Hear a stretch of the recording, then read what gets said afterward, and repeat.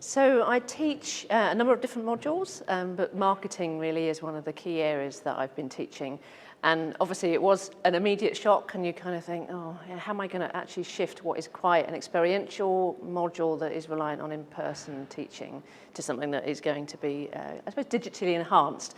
I would say probably a few things worked for me, and it was kind of making the online work in my favour to build up rapport initially. So one of the things was, you know, how do I break the ice with such an international cohort on my module? And one thing was, tell me something you bought this week, last week, and just show it in front of the camera. And why did you buy that? And because they had that opportunity in their own house or in their own setting to just pick up something, well, I wouldn't be able to do that in the class. They were able to talk about their jumper, or they'd be able to talk about their chocolate bar they opened. And actually, I found that was a fantastic way just to get the cohort to know each other and learn that community. I think the second area that I was able to innovate was the type of assessment that I did. So I often encourage them to do interviews, and it was all face-to-face interviews with business leaders that had a specific problem or a specific kind of view on a topic.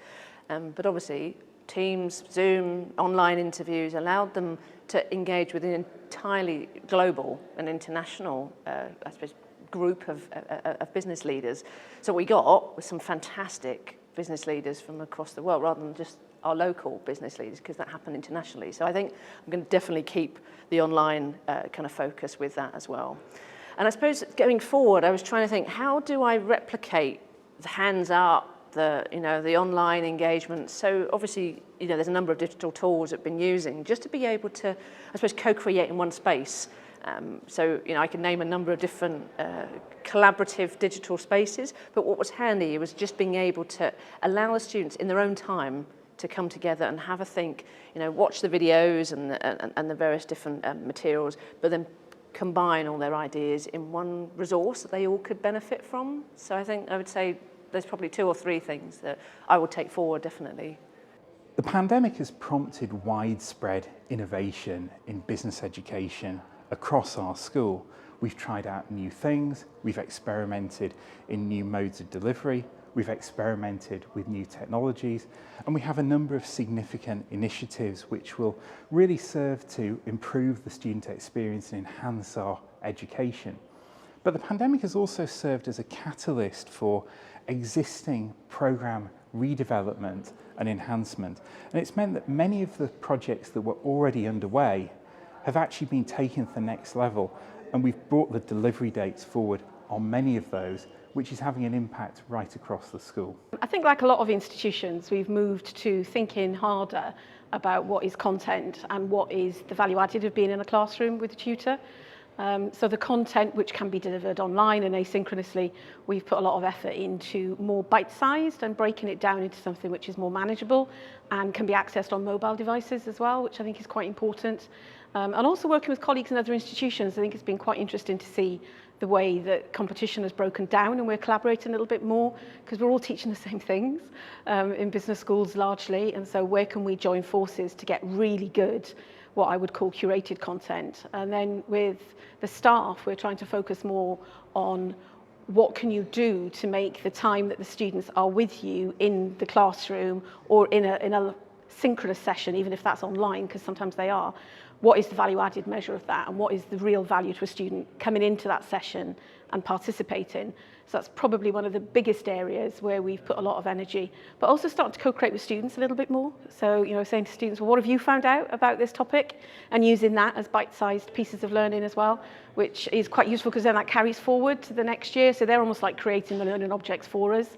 And I think hearing students talk about things is incredibly powerful. We've put in a number of innovations within Liverpool Business School, particularly looking at how we distribute our knowledge transfer versus the knowledge development of students through that interaction and conversation.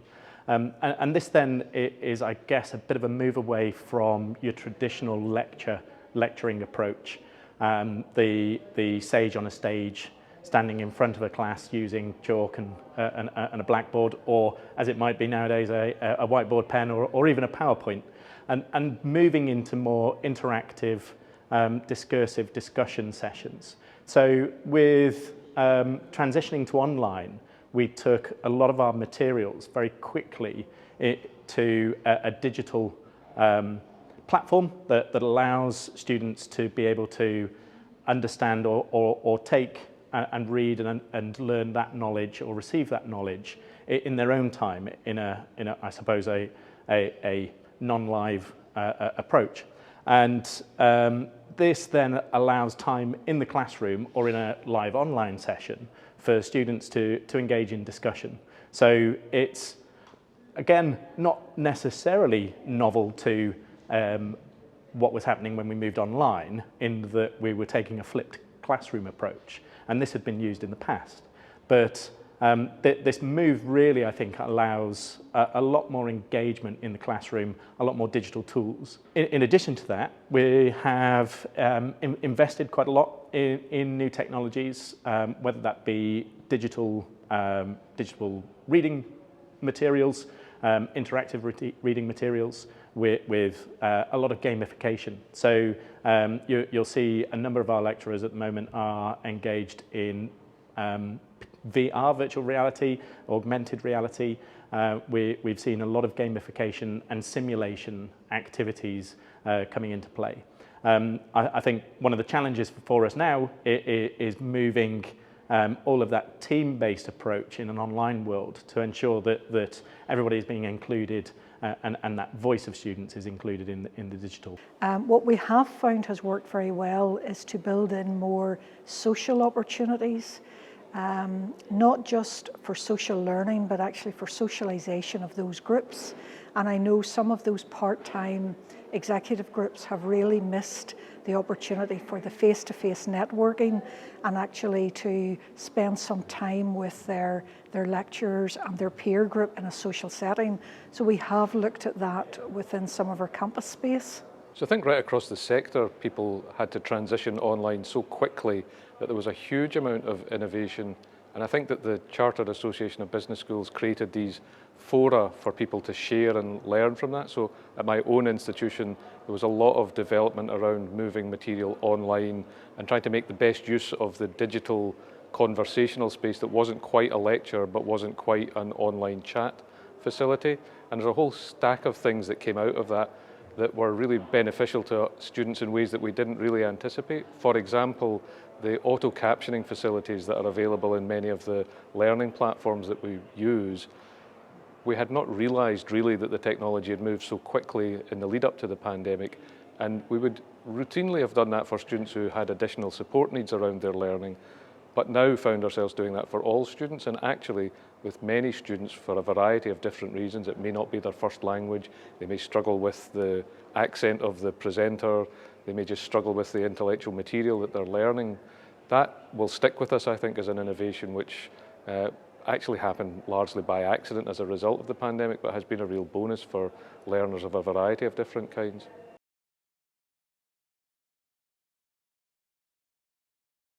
Students are very keen to ensure that their programme links to the world of practice. They're keen to ensure that their programme deals with current and challenging issues, for example, sustainability and climate change. And it's therefore important that we redevelop and enhance and review programmes to make sure that they really do touch all of those areas. One of the things that we're very keen on is ensuring that 3 transversal pillars feed through all of our programmes of study, whether that be at undergraduate level, at postgraduate taught level, or on post-experience programmes. And those transversal themes for us are based around 1, engagement with the world of practice, 2, ethics, responsibility and sustainability, and 3, internationalisation. So those really matter to students. I tend to use things that are happening now. So any sort of business event that's happening, things to do with supply chain, international trade, looking at technology. So I use companies like Huawei and Glencore and Unilever, etc. And each week the students have to read a report and accounts. Each week they have to apply different frameworks, and then they have to present that. And eventually what I do is they have these case studies, they have a multiple choice assessment, And at the end of the semester, what they have to do is to create the case study themselves. They can choose anything that they want. So usually they'll choose something that they're interested in. I try to get them to choose something which they would use for a placement. And that means that they're engaged, they want to do it, and they're doing the company that they're interested in. And that way, it seems to have driven the students to learn and to progress, and so hopefully be at the level that they should be at level 5. So re-engaging students post-pandemic is something, again, that as a sector we're really grappling with.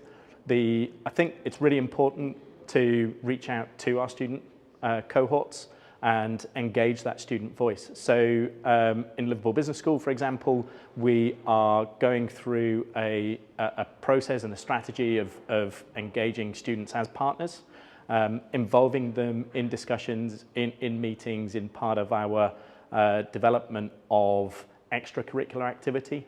So engaging our students' union in a number of activities so that all of our students understand the additionality of being engaged in that wider academic framework and that sort of collective. So it's important that we open that dialogue and we maintain that student voice and understanding of, again, purpose and understanding why, what and how the students are engaged. Student engagement is an absolutely key issue, and one of the things that the pandemic has shown us is that we may have students who have very different backgrounds and very different attitudes to study, and maybe studying in a whole range of different locations. So how can we actually make sure that we engage them? Well, one of the things is starting to make sure that we focus on building a learning community. So there are many technological ways that we can facilitate this. So discussion boards in virtual learning environments have been around for a long time, but often we haven't really used those. So one of the things that the pandemic has certainly taught me and many of my colleagues is how we can use discussion boards in a curated fashion to make sure that students engage both with each other and staff that are teaching them. The key thing for me has been to really encourage students to make the most of the network that we have as a community and to reach out, both in the curricula but also in kind of extracurricular activities. So one of the things is to encourage them to perhaps not watch the little videos on their own, but actually come together and have a kind of discussion, whether it be online or whether it be as a group as well. So they've been able to do that. But I think also just bringing students together, not necessarily about business, but about just their lives and what's happening. And so, for example, there's a new society like the Dog Society where people, love dogs, or I don't think there's a cat society, but talking about something that everyone can contribute to if you're a dog lover. And then perhaps shifting it to more of a kind of focused learning and teaching aspect. But again, it's kind of building that rapport. Some of the things we've been doing, I've tried to initiate those conversations through groups where they wouldn't necessarily have I suppose, chosen that group, and I think being able to actually ensure that we've got some students that perhaps are online in a kind of hybrid, and some students that are working on campus and showing and replicating what actually are now new current business models going forward.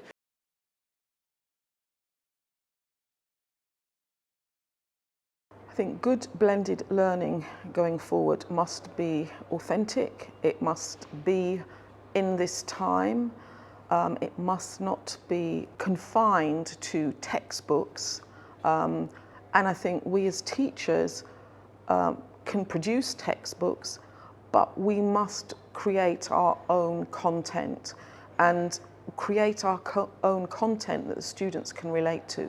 So using topics and subjects that are happening now that they can follow in the news. How many students actually want to listen to Radio 4? But if you ask them to listen to it because there's a merger and acquisition going on, or there's some sort of liquidation, then they will listen to it because it's happening now. It's a company that they know about. So blended learning for me needs to be current, and it needs to be something that the students can relate to. And I think that makes it interesting for us, because we will be following politics, we will be following what's going on in the business world. So we can talk and ask the students to discuss, give their opinions, etc. Very difficult for a student to talk about something that happened pre-2019, because to them that's sort of history. Good blended learning going forward, I think, has to be inclusive and flexible. It has to consider the different ways that we all, that we live and work. There's so many students that have very, very little time, so enabled to actually put it in different pieces at different times of the module. So it's, I think, actually less linear and more adapted to the student and where they are with their learning and what perhaps they feel that they need to develop a little bit more. So I think it's also going to be less of a kind of panicology and more of a planned approach. So keeping the authenticity that we've had, with our academics, but also actually being able to ensure that it's a little more consistent, perhaps. I think we need to move from that emergency pivot to our own more consistent practices. So I suppose at my module, what I'd hope that blended learning is about is having the elements where they can socially engage with their problems, their real client briefs, but also have an opportunity to actually work face to face on real problems, which has really got a tangible value and benefit. I personally, on my teaching and my module, I'm just working out what should be online, what works online, but what actually needs to be face-to-face in terms of that collaboration. Where's the value for our students in terms of that space? Certainly from a learner's point of view, the understanding of why, how, and what they're doing in any activity is important. So with any learning or teaching activity, there's a need to be able to communicate the purpose and the aims of any activity or session that is being engaged with. So from a blended point of view, that might be understanding what the digital aspect or even how a hybrid type model might work. From an in-person, it's understanding the reason why students may wish to come in and engage in that in-person activity and ensuring that there's a reason for being on campus or co-located in that environment. So I think blended learning is all about respecting the best use of people's time. There are clearly some aspects of the learning experience where we have discovered that you could do that offline, asynchronously, and allow learners to go at their own pace. Some things it might be fine to almost hear at double speed and just consume as quickly as you can. Other things where people struggle, the opportunity to go back and forth and to re-listen, to re-watch, to go and do some other work, discuss, come back, that's really valuable. And I think what that means is that the blend has to reflect carefully on what you can do before you get into live, in-person, face-to-face discussions and what you do in that time. So that traditional pedagogy of bringing a few hundred people into a lecture theatre, I think, will become reserved really only for very special events where you've got a guest lecture of something that is particular.